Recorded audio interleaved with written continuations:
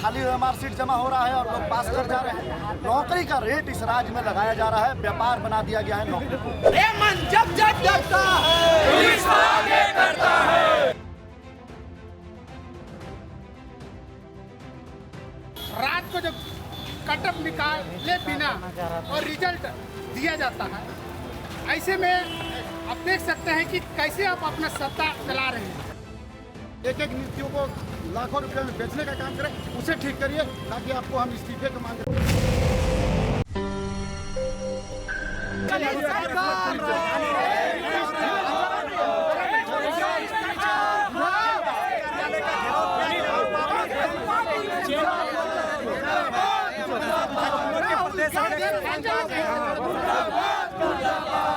युवा मोर्चा जिंदाबाद।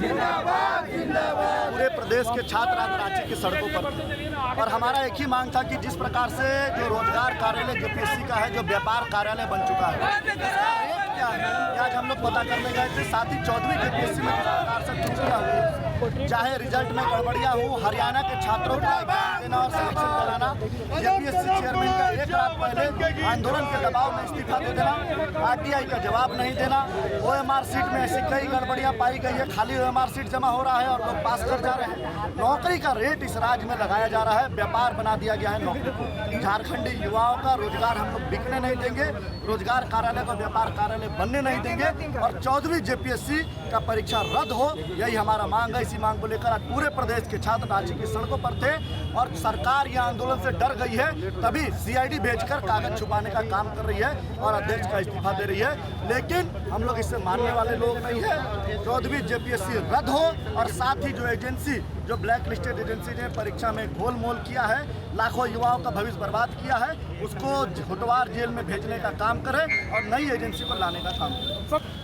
आज आप लोग JPSC कार्यालय घेराव करने के लिए हजारों की संख्या में युवा मोर्चा की एक टोली जो है यहाँ पहुँची थी। क्या मांग है आप लोग का और ये अचानक से आह्वान करके JPSC घेराव करना, क्या JPSC घेराव के बाद JPSC को सुधार आ पाई? देखिए, आज युवा मोर्चा के बैनर तले हजारों छात्रों JPSC कार्यालय को घेराव के लिए निकला था। निश्चित रूप से आपने देखा होगा विगत कई वर्षों से, जब से ये सरकार बनी है, पिछले 7-8 वर्षों में एक भी परीक्षा, जितने भी प्रतियोगी परीक्षा, किसी भी परीक्षा में आपको फेयर तरीके से नहीं हुआ। सभी में धांधली, सभी में पेपर लीक, कई आपको घटनाएं देखने को मिली। लेकिन किसी भी पेपर लीक का घटना हो, चाहे धांधली हो, चाहे किसी भी प्रकार की अनियमितता हो, उस पर ना तो कार्रवाई हुई और ना ही तो वह परीक्षा रद्द हुई और ना ही किसी भी प्रकार की किसी अधिकारी पर या गलत अनियमितता करने वाले लोगों पर कार्रवाई हुई। तो आप निश्चित रूप से सोच सकते हैं कि सरकार की मंशा क्या है।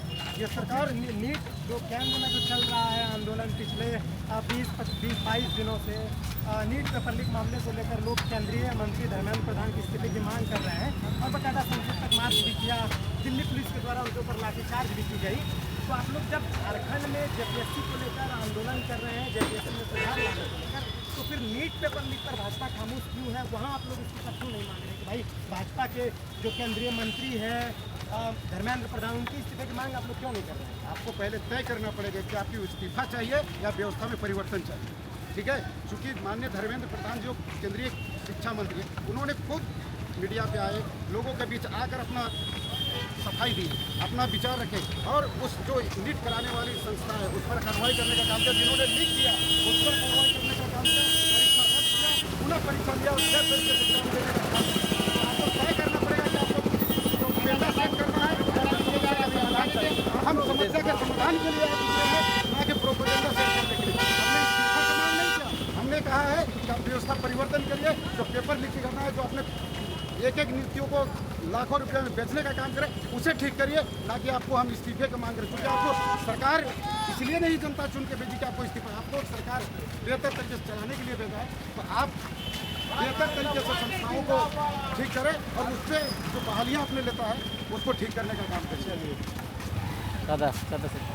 JPSC अध्यक्ष L Khante इस्तीफा दे दिए हैं, राजभवन भी पहुंच गया है, तो अब आप लोग क्यों ये JPSC कार्यालय का घेराव करने के लिए पहुंचे? देखिए, आपको बता देते हैं, मैं गौतम महतो रामगढ़ जिला से वहीं से हूँ जहाँ से माननीय हेमंत सोरेन जी का पैतृक गांव है और उसी प्रखंड से है जिस प्रखंड से उनका घर है, नाम है गोला, और उसी प्रखंड से मैं भी आने वाला हूँ। और मैं ये बता देता हूँ कि हेमंत सोरेन की सरकार जब से 19 में से आई है तब से झारखंड के छात्रों के साथ, झारखंड के युवाओं के साथ, सबके साथ छला गया।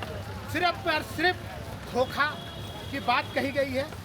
आपको कई ऐसे वैकेंसियाँ भी आपको गिना सकता हूँ जिसे सिर्फ पेपर में आया है लेकिन ज़मीन में कुछ नहीं आया। आज हम लोग वन मिशन में आए हैं और ये कहने के लिए आए हैं कि हेमंत सोरेन जी, आपने जो सरकार चला रहे हैं और उसके रात के अंधेरे में जिस प्रकार से जेपीएससी ऑफिस से जो रात को जो कटअप निकाले बिना और रिजल्ट दिया जाता है, ऐसे में आप देख सकते हैं कि कैसे आप अपना सत्ता चला रहे हैं। ये एग्ज़ाम कोई छोटा मोटा एग्ज़ाम नहीं है। इसमें सिर्फ ऐसे अधिकारी बैठते हैं जिसमें ऑफिसर ग्रेड के लोग रहते हैं, चाहे सीओ हो, बीडीओ हो, या तो इससे भी डीएसपी, ऐसे पद के वैकेंसी के लिए आप रात के अंधेरों में गलत करके आप झारखंड के छात्रों को छलने का काम करते हैं। मैं ये कहना चाहता हूँ कि आपने या तो आपके गैर हाजिरी में हो या हाजिरी में हो या आपके जानकारी में हो, अगर इस प्रकार से आप करेंगे तो हम लोग अभी सिर्फ आपका जेपीएससी कार्यालय आए हैं। आने वाले समय में आपके पूरा जो विधानसभा है वहाँ भी घेरने का काम करेंगे। आप देखे होंगे कैसे हजारों हजार की संख्या में पूरे झारखंड के छात्र जो ठगे गए हैं, जो अपने आप को लगता है कि हम छले गए हैं। ये सरकार बड़ी बड़ी वादा करके आई थी लेकिन यहाँ कुछ नहीं दिया है, सिर्फ और सिर्फ पेपर में हम लोग पढ़ते हैं। ऐसे सरकार को हम लोग हटाएंगे क्योंकि भारतीय जनता पार्टी ने ही झारखंड को बनाया है और भारतीय जनता पार्टी ही इस सत्ता को संभालेगी। हमें पूरा उम्मीद और विश्वास है आने वाले समय में भारतीय जनता पार्टी की सरकार बनेगी और झारखंड के युवा एकदम पूर्ण रूप से अच्छा, जैसे रघुवर दास की सरकार में पारदर्शिता के साथ एग्जाम हुआ, रिजल्ट हुआ और नौकरियां कर रहे हैं, वैसे नौकरी भी करेंगे। पूर्ण रूप से हमें विश्वास है। गौतम महतो, रामगढ़ से।